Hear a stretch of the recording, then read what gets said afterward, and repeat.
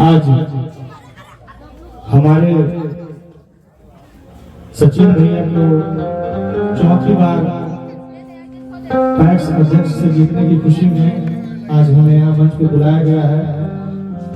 मैं अपनी और अपनी पूरी टीम की तरफ से सचिन भैया का शुक्रगुजार करता हूँ और मैं अपनी टीम को भी धन्यवाद देना चाहता हूं कि औरंगाबाद से चलकर एसएस म्यूजिकल ग्रुप तो यहाँ गोरारी में एसएस म्यूजिकल ग्रुप हमारे रवि भैया, अमित भैया और बड़े भैया अनिल यादव जी और सुजाता जी आए हुए हैं।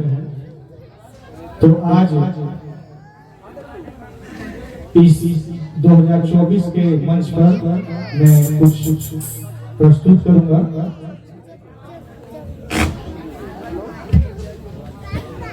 स्केल